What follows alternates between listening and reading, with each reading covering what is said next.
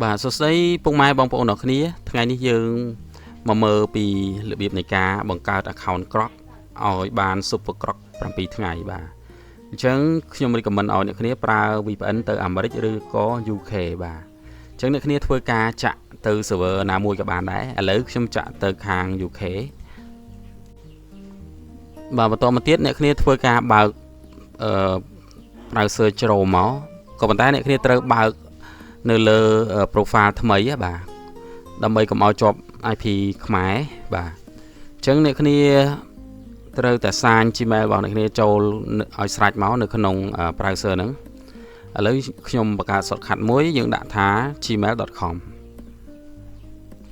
បាទរួចអ្នកគ្នាធ្វើការចាក់ Gmail យើងចូលមក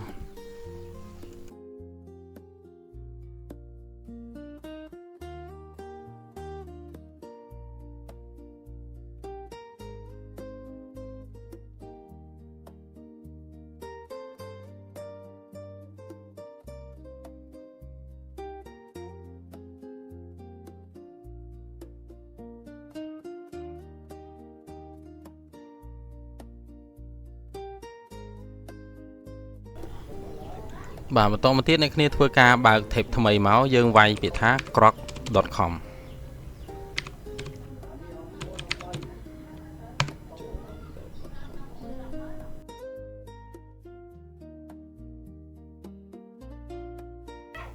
បាទបន្តមកទៀតអ្នកគ្នាចុចពាក្យថា sign up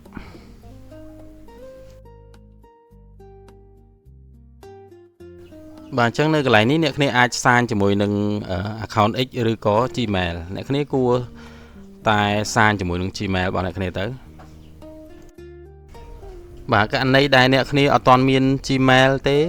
យើងអាចប្រើជាមួយ mail មួយចំនួនទៀតដូចជា Yannick Mail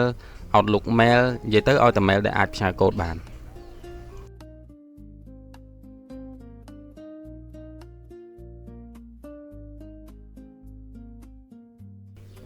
បាទបន្តមកទៀតអ្នកគ្នា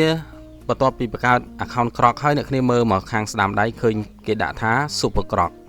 អ្នកគ្នាចុចពាក្យថា upgrade បន្ទាប់មកអ្នកគ្នានឹងឃើញផ្ទាំងនេះបាទគេដាក់$30 free trial 7ថ្ងៃយើងចុចលើនឹងមក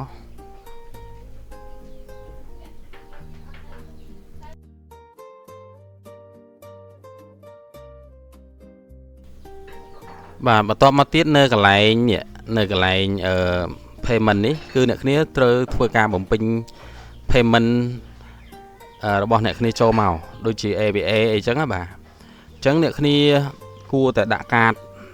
ដែលកំណត់ទឹកលុយត្រឹម$5ទៅលើ transaction ដើម្បីកុំឲ្យវាមានការកាត់លុយយើងទៀតណាបាទអ្នកគ្នាកំណត់ហើយអ្នកគ្នាចុច